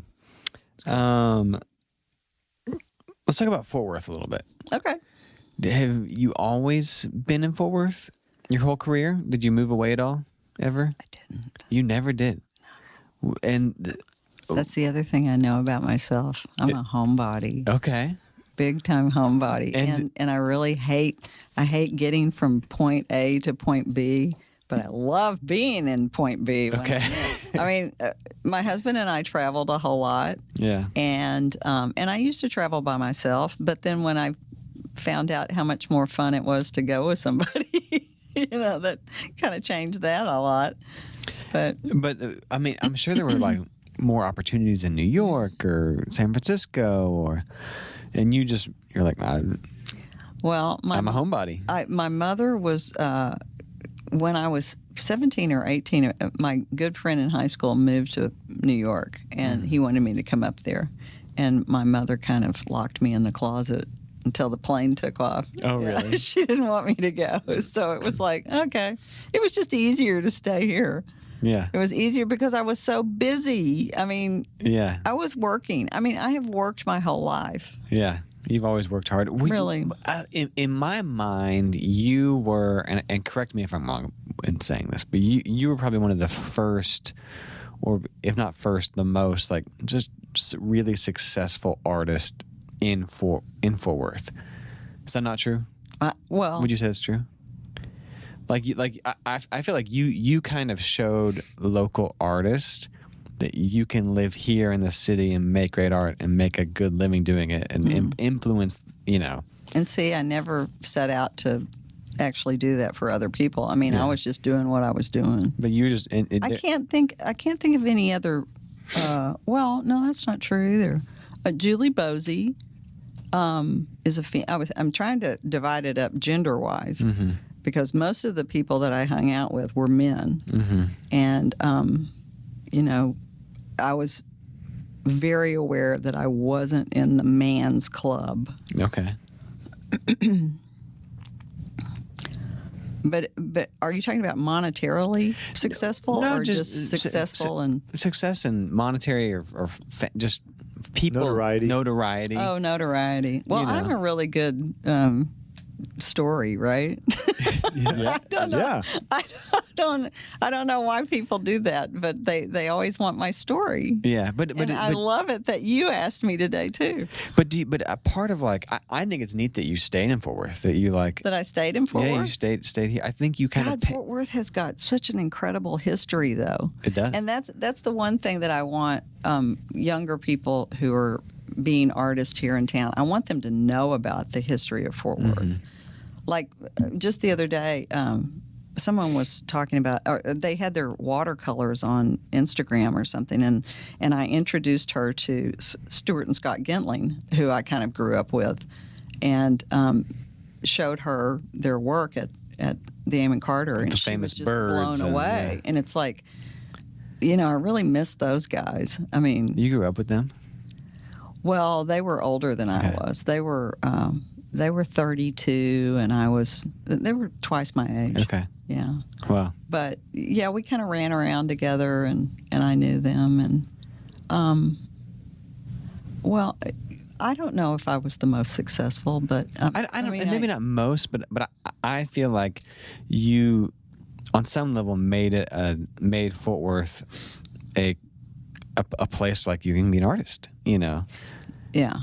Well, it's because I didn't believe all that other stuff that you said. Yeah, right? exactly. I mean, because it is where you are. I mean, and the internet should show that to everybody. I mean, you can get anything you want. I mean, used to it would be, oh, you need to move to LA because you can get anything you want there. Yeah.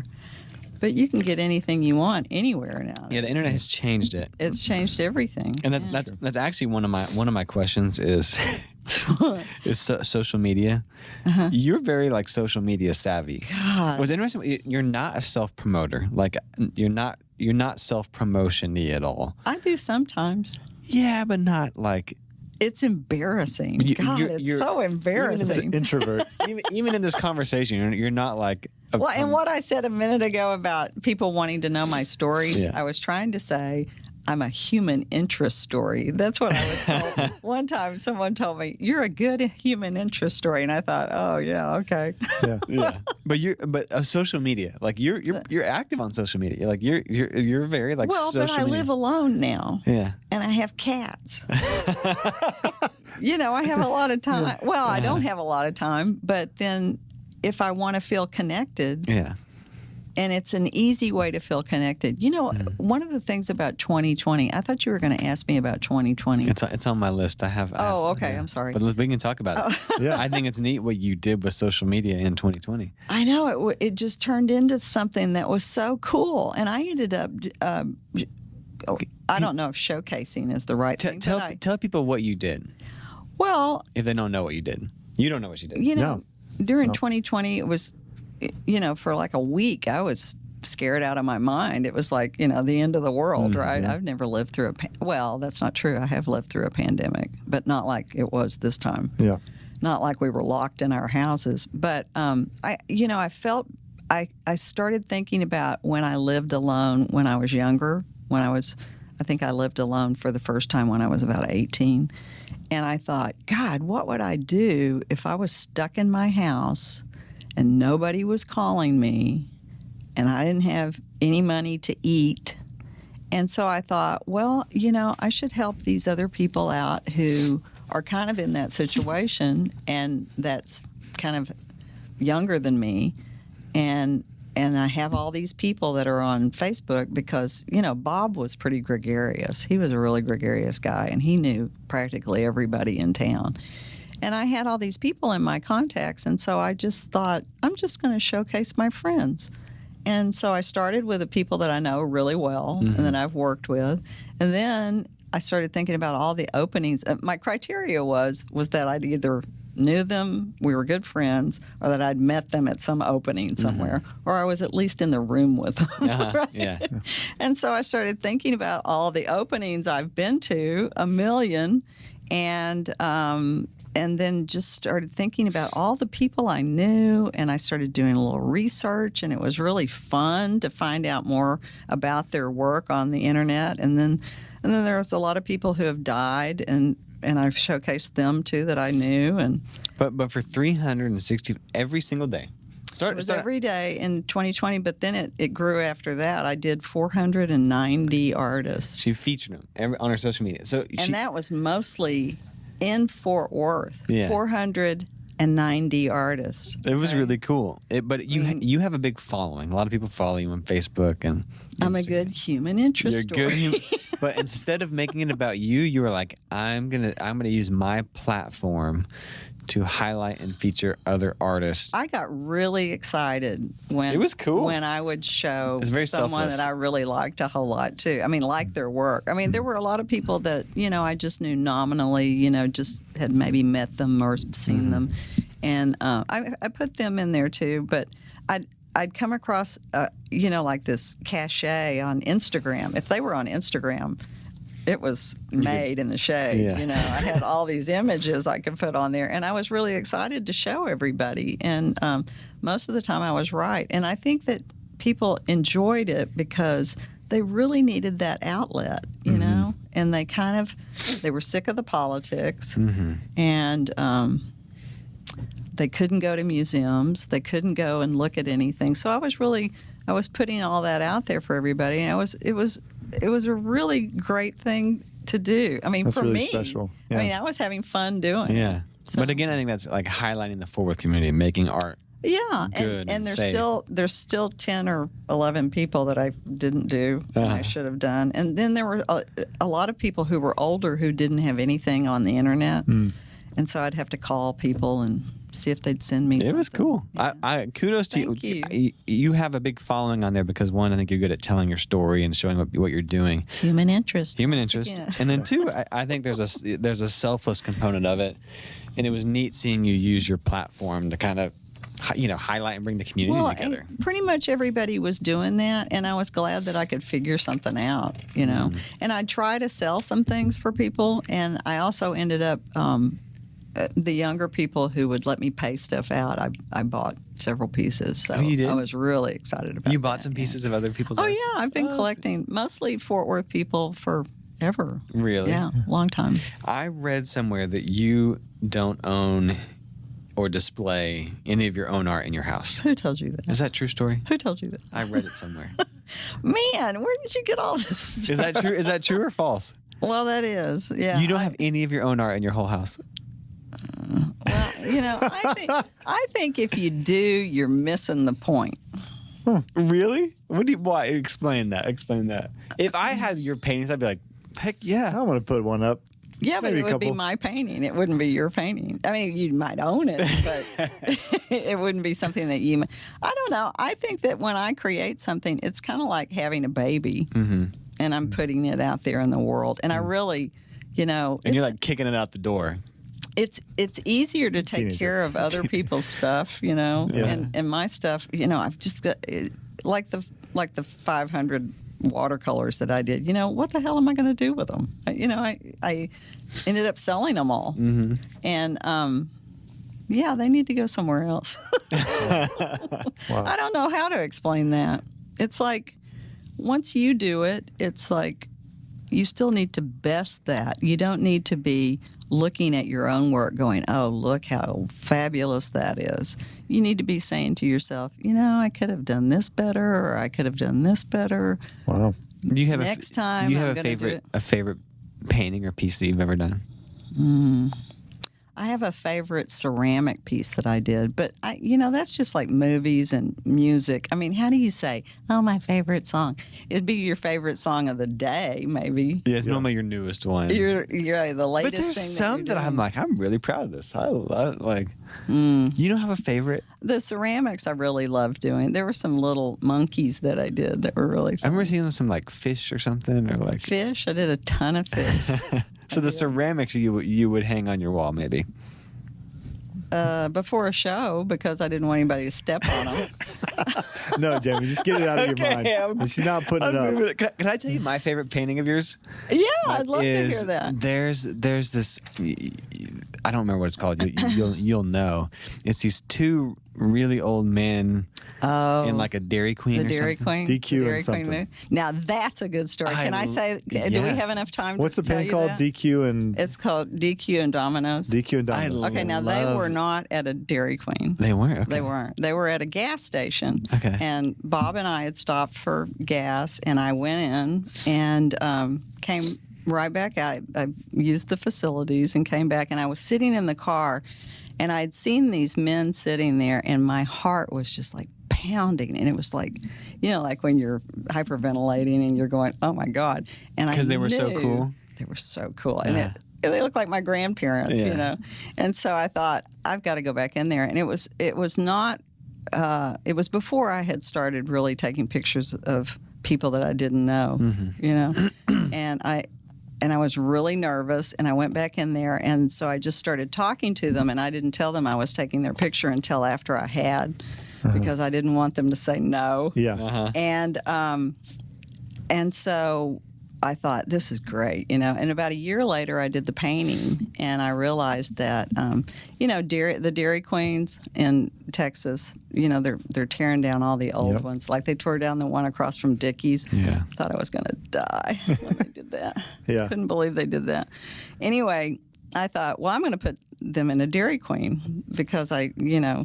Kind of an ode to Yeah, it was. Yeah. And so I put them in there and I painted it. And about a year later, I get this phone call from a girl in Dallas. And she said, where'd you take that image? And I said, I was in Claude, Texas. And we'd gone through Amarillo and we were turning north to go to Colorado. And so she said, well, that's my Uncle John. And I said, oh, really? You know, this is great. And then I found out that he had just passed away. Oh, wow. And so I got to know her. And she told me the story about those two men. They were high school buddies, and they'd lived in Claude, Texas their whole life. And he owned like 6,000 acres of land. Oh, and my they would go there and have coffee every day and talk. And come to find out, the movie HUD was made in Claude, Texas. Have you ever seen HUD with Paul Newman? No, I'm not familiar with it. Well, it was a big deal back in the day, and he was in the very first scene of the movie. If you ever see the movie, he's driving the pickup truck that brings either the cousin, I think it's the little brother of Paul Newman into town, and he has the first line in the movie, and so he was a big deal, and he got movie royalties his whole life from that movie, and I just thought that was so funny, and I was really sad that I didn't get to know him, and I was really sad I didn't meet him. Yeah. I didn't find out his name or anything. I just took his picture and thanked him and left. Yeah.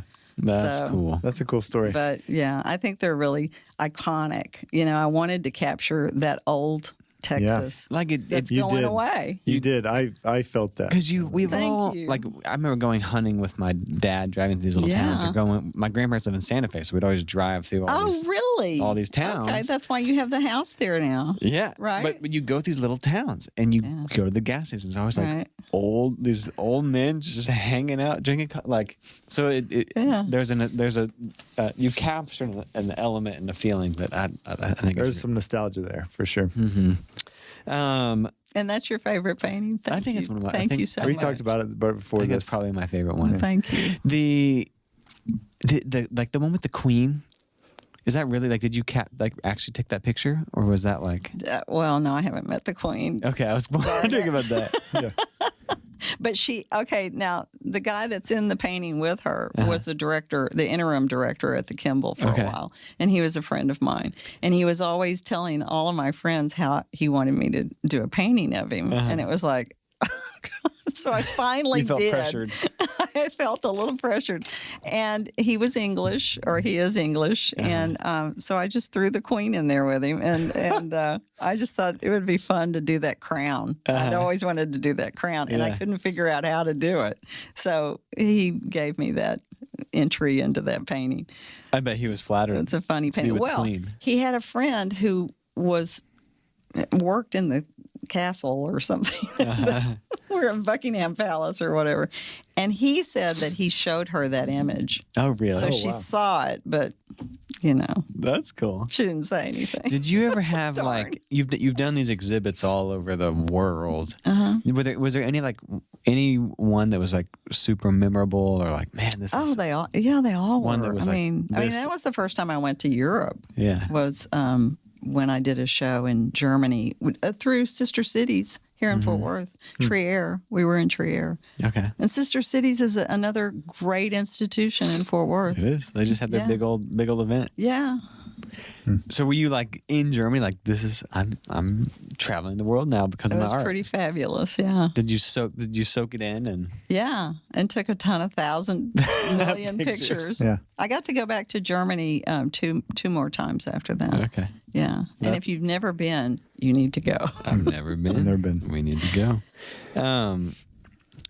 Tell me about the glasses. Your glasses. My glasses? Well, you always have different glasses, and It's just something to do. But can you tell like you've always had these? That's sort of your thing. That's sort of your. It was another one of those things that I said to myself when I was a kid. I used to say, in fourth grade was when I found out that I needed glasses. Well, actually, I knew before that. And I really just have astigmatism, so I can really see if my eyes were a different shape. But I said to myself, I'd love to have a different pair every day of the year, because you have a different outfit every day of the year. You got to have a different pair of So do glasses. you have a different pair for every day? Maybe. I don't know.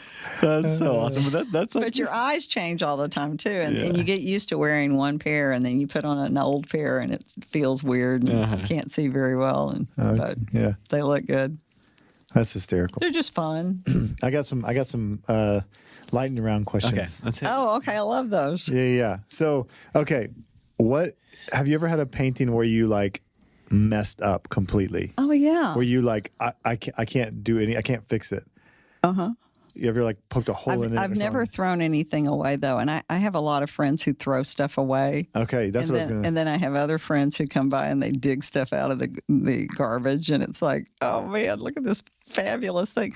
Like Dan, he found one of Vernon Fisher's paintings in the trash one time, and it's like the most fabulous painting you've ever really? seen. And every time I look at it, I think, why didn't I see it in the trash? You know? Because it's really a great painting. Wow. I never threw anything away.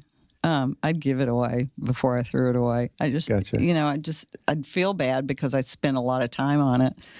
But you then- just, it's like, is it, whenever you mess up on something, is it like literally like one stroke and you're like, oh my gosh, No, I can't? No, Or is it and just I paint like, really slowly to keep from that happening. okay. Because I don't want that happening. Yeah, I don't like wasting time. Yeah. Have you ever made anybody mad? Like taking their picture? or painting? Always, every day, I make people mad. Or like painting them or capturing their picture. Oh, Or anybody yeah. like Yeah, they're still pissed off at me. Can Really? I say that on camera? Yes. Yeah. Oh, yeah. Somebody the other night didn't want me to take their picture. I was like, okay, fine. I'll delete it. Just You're be like, that do way. you, do you know who I am? Yeah. Oh, God, don't ever I say could that. never picture you saying that. Yeah. Okay. Okay. Here's a question for the parents with Don't young. you know that old joke about the guy he comes up to the counter at the airport and there's a big long line and he goes up to the woman behind the counter and he says, I have to go now. And she says, well, you're going to have to wait in line. And he said, well, don't you know who I am? And so she gets on the mic and says, ladies and gentlemen, does anybody know who this man is? Because he needs help. That's awesome. Well, and I didn't tell it as better as I could. like but that's that. an old joke. That's Yeah. awesome. Okay, so for every parent with younger kids, or I mean, 4 or 5, but even up to like 12, like, what would you say is a good way to encourage them, like give them advice, or like? Are you talking know. about your children? Well, Perhaps? maybe, possibly. Yeah. I mean, but I mean, for a parent that is not artistic, so to speak, or didn't. He's talking about himself, right? Yeah, I'm talking about myself. I'm really doing it for. I'm saying this for everyone, but it's really just for me. Like okay. to encourage them to like, Your kids, are you yeah. just they want to explore with something? What's the best advice you can give to parents? Like, The parents. yeah, to the Oh. parents, not the kids, because Well, not you to know. be so hard about, what did my parents? My parents would let me get away with anything. Like one time I did this big, huge project. It was like paper mache, and my mother just let me take over the living room. Mm-hmm. Oh, that's cool. And all of her nice furniture was there, and I tried to be respectful, but I thought back about that. They let and you I kind of thought, make a mess. yeah, and really, I mean, life is a mess, right? Yeah, and don't be so particular about keeping the floor clean, or if they do something that's like that, it's like they're experimenting or whatever.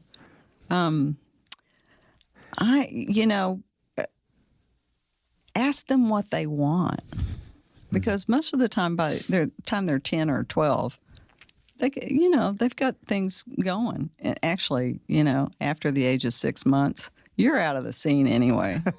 I mean, you're just a vehicle to get them into this world. You know that, right? yeah, You don't own them. yeah. That's right. I'm sorry. Yeah, I feel like whenever we're doing like projects, for school, and then like they have an idea of what they want to do, and you're like, then they start going, and you're like, as a parent, you're like looking at it, and you're like, I don't know if this is going to get you an A, but you did it. But like, Right. and then, so I always have a feeling I'm like, I need to maybe help them with this, but I'm kind of just like, okay, let's just let them do it. So you're saying just let them go for it.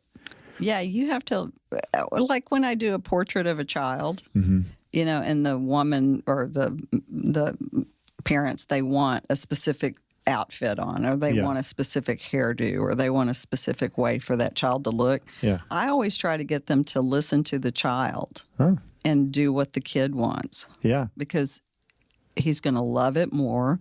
He's going to be more relaxed. Maybe once in a while that the child would go, God, why didn't you put me in a better looking outfit or something? I don't know. But Yeah. but I mean, you want the child's input. Yeah. Yeah. So I think you're doing the right thing. I just let them roll with it most of the time. Yeah. You sound like a great dad. I You're think it's helping good them. advice. I get stressed. I'm a clean freak. I'm kind of Yeah. OCD. And so I get like stressed out with Right. messes. And so speaking, you're like, just let them make a mess. Paper mache all over. Well, I mean, just for a while. Yeah, I know. Until I mean, you can have limitations and you can have boundaries. I mean, you need to have some boundaries. Yeah. But you really have to let them explore. Because they're going to anyway. Yeah, that's right. That's exactly right. Exactly right.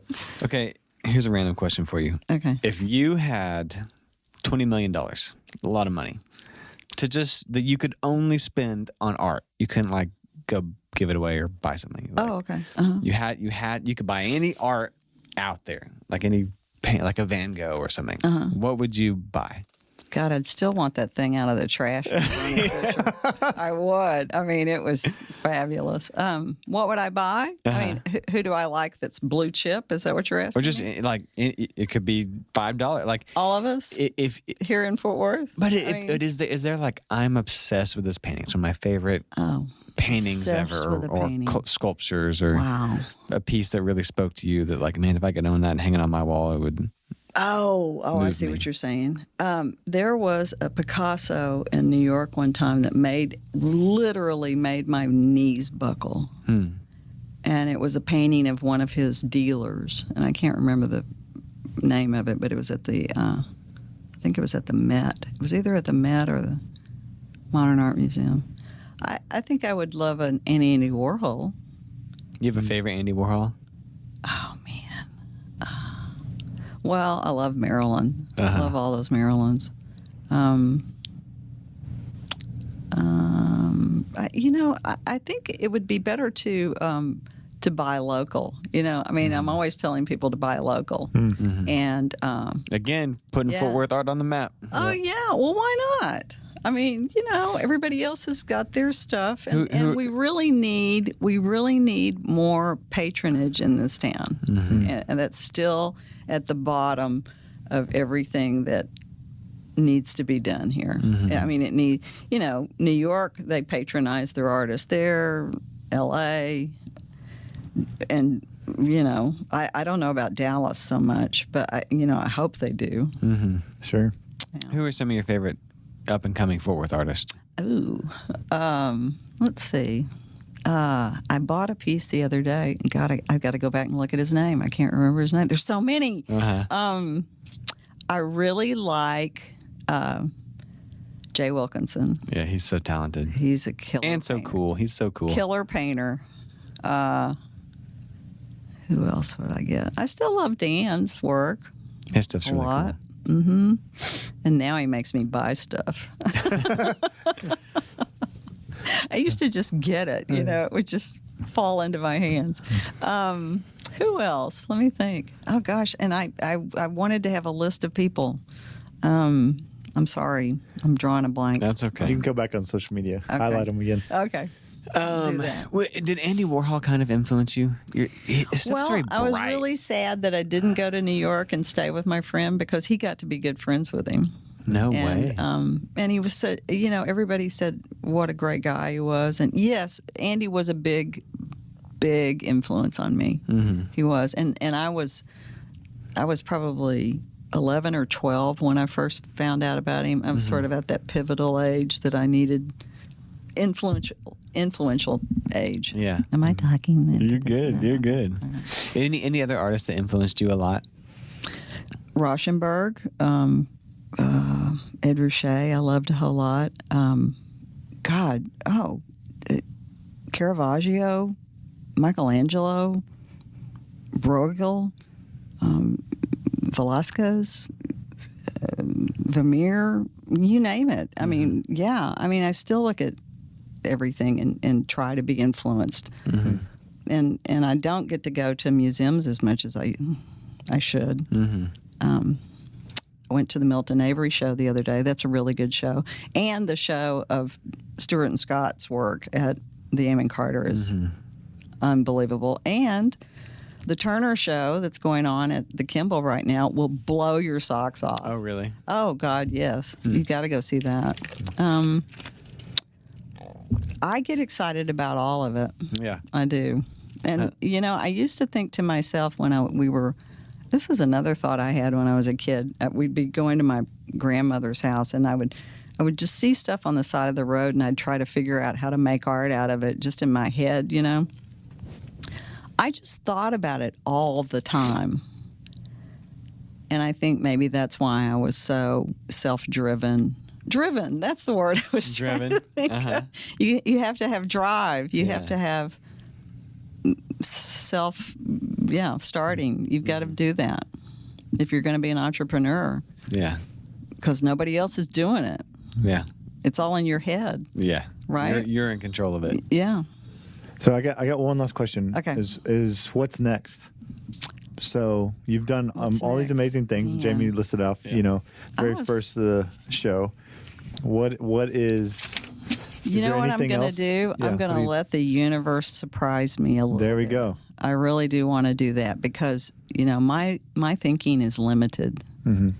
I'm just a person. And, I want lightning to strike. And you're waiting for it. Sure. It seems like you've had that sort of philosophy for a while, though. Just let's see what happens.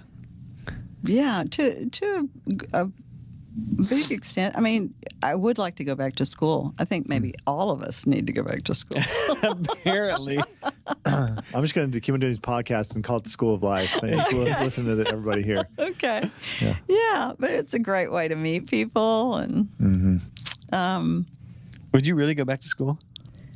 I really want to. Can you imagine being her art teacher? And you're like, or something?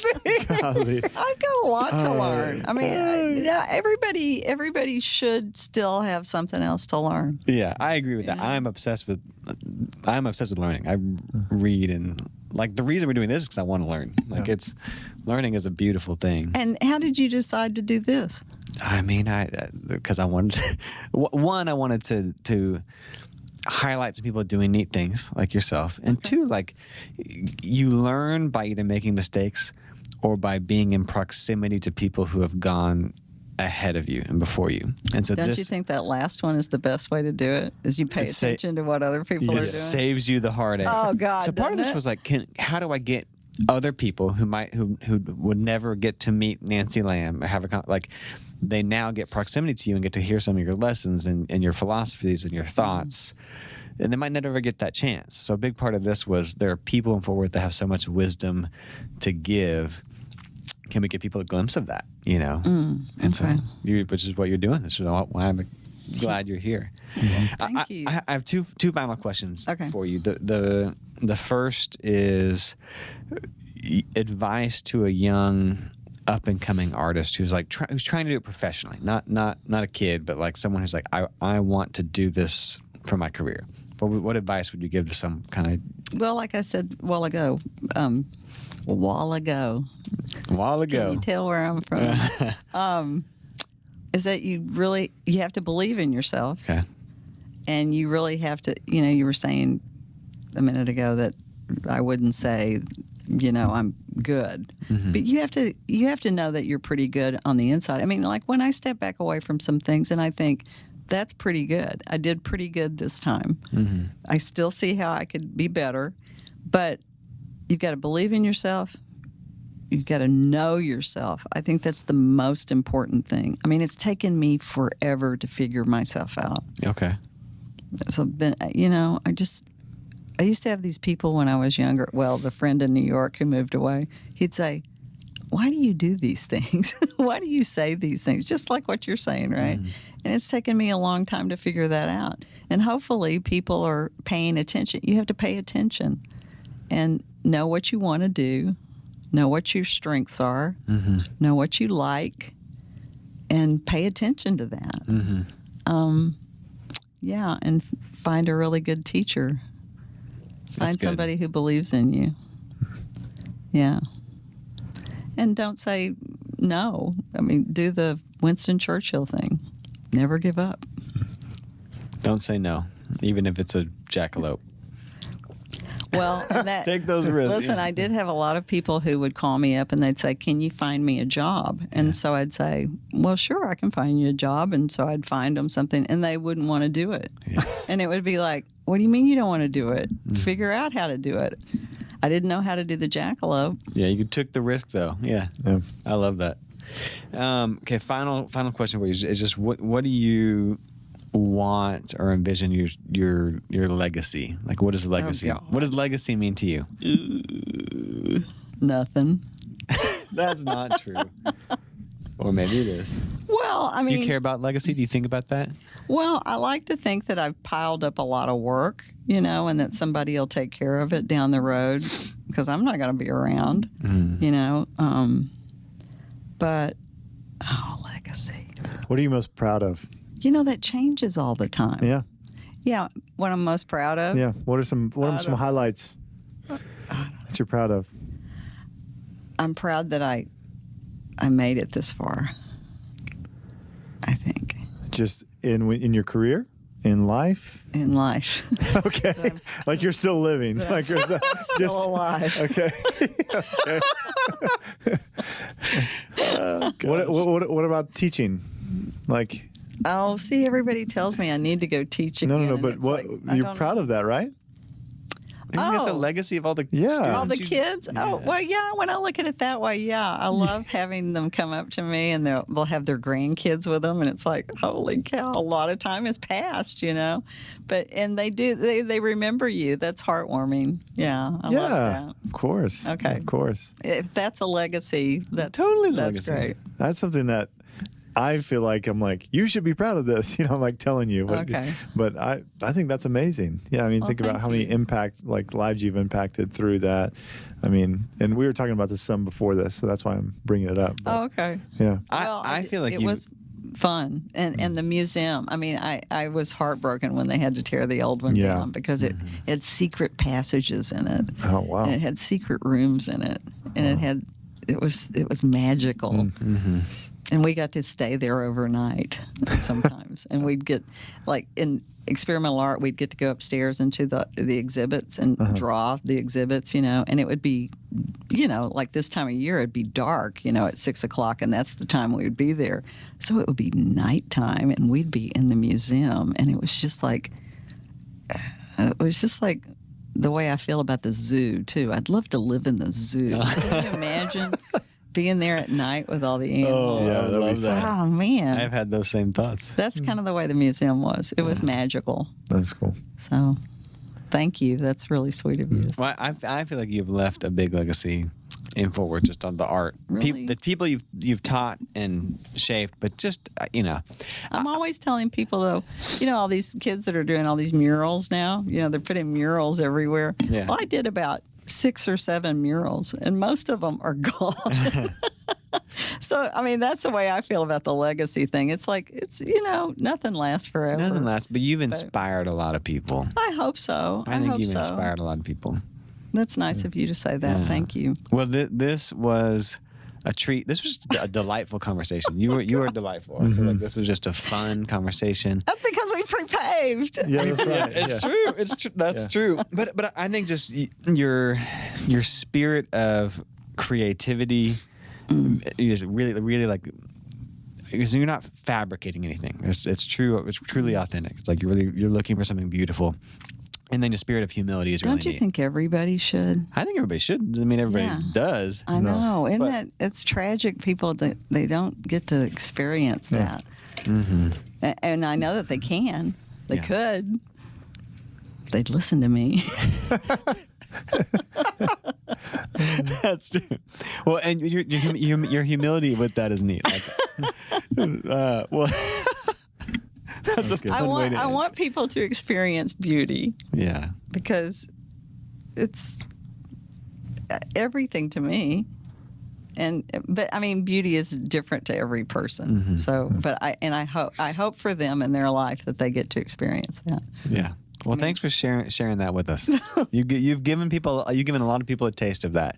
Okay. And so I think Thank you. that's part of your Thank legacy. you guys for having me. You guys are great. Nancy, this was fun. Thank you very much. We are off. Thank you for listening, guys. I hope you enjoyed it. Go see all those shows I said about in Go the see museums. all the Turner. shows.